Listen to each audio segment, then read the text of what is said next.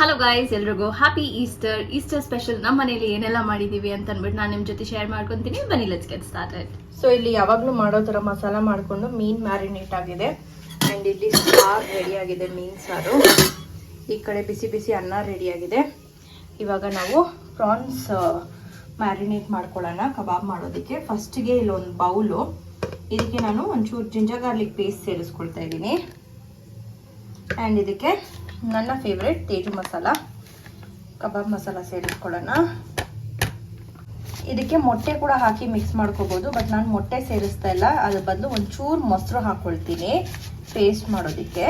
Actually ಇದು ಮೊಸರು ಬದಲು ನಾನಿಲ್ಲಿ ಒಂಚೂರು ವಿನಿಗರ್ ಸೇರಿಸ್ಕೊಂಡಿದ್ದೀನಿ. ಇವಾಗ ಚೆನ್ನಾಗಿ ಮಿಕ್ಸ್ ಮಾಡ್ಕೊಳ್ಳೋಣ. ಉಪ್ಪು ಖಾರ ನೋಡ್ಕೊಂಡು ಹಾಕ್ಕೊಳ್ಳಿ. ನಿಮ್ಗೊಂಚೂರು ಖಾರ ಜಾಸ್ತಿ ಬೇಕು ಅಂದರೆ ಖಾರ ಮಿಕ್ಸ್ ಮಾಡ್ಕೊಳ್ಳಿ. ಚೆನ್ನಾಗಿ ಮಿಕ್ಸ್ ಮಾಡ್ಕೊಳ್ಳೋಣ. ಇವಾಗ ಇಲ್ಲಿ ಪೇಸ್ಟ್ ಥರ ರೆಡಿ ಆಗಿದೆ. ಇವಾಗ ಇದಕ್ಕೆ ಪ್ರಾನ್ಸ್ ಸೇರಿಸ್ಕೊಳ್ಳೋಣ. ಬೇಕಂದರೆ ಒಂಚೂರು ಚೂರೇ ನೀರು ಹಾಕ್ಕೊಂಡು ಮಿಕ್ಸ್ ಮಾಡ್ಕೋಬೋದು, ಬಟ್ ಆದಷ್ಟು ನೀರು ಅವಾಯ್ಡ್ ಮಾಡೋಣ. ಇದಕ್ಕೆ ಚೆನ್ನಾಗಿ ಎಲ್ಲದಕ್ಕೂ ಕೋಟ್ ಆಗೋ ಥರ ಇದನ್ನ ಮಿಕ್ಸ್ ಮಾಡ್ಕೊಳ್ಳೋಣ.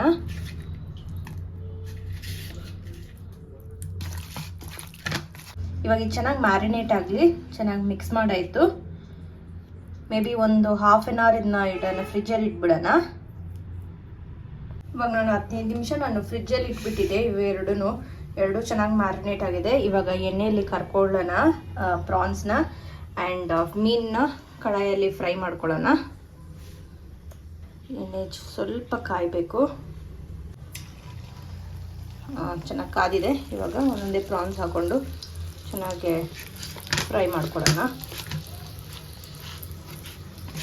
ಹಾಕಕ್ಕೆ ಮುಂಚೆ ಒಂದ್ಸತಿ ಮಿಕ್ಸ್ ಮಾಡ್ಕೊಳ್ಳೋಣ.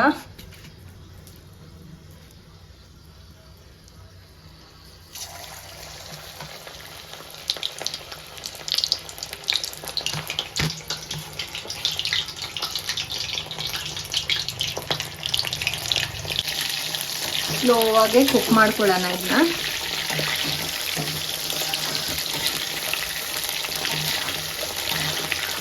ಪ್ರಾನ್ಸ್ ಬೇಗ ಫ್ರೈ ಆಗುತ್ತೆ, ಬರೀ ಔಟರ್ ಲೇಯರ್ ಚೆನ್ನಾಗಿ ಫ್ರೈ ಆದರೆ ಸಾಕು. ಪ್ರಾನ್ಸ್ ಕುಕ್ ಆಗೋದಕ್ಕೆ 5 ಮಿನಿಟ್ಸ್. ಜಾಸ್ತಿ ಕುಕ್ ಮಾಡಿದ್ರೆ ಅದು ಓವರ್ ಕುಕ್ ಆಗೋಗುತ್ತೆ. ಇಲ್ಲಿ ಇವಾಗ ಪ್ರಾನ್ಸ್ ಆಗಿದೆ, ಎತ್ಕೊಬಿಡೋಣ ಆಯ್ತಾ. ಪ್ರಾನ್ಸ್ ಚೆನ್ನಾಗಿ ಆಗಿದೆ ಅನ್ನೋದಕ್ಕೆ ಇದೇ ಇಂಡಿಕೇಶನು. ಚೆನ್ನಾಗಿ ರೌಂಡಾಗಿ ಕುತ್ಕೊಂಡ್ಬಿಟ್ಟಿರುತ್ತೆ.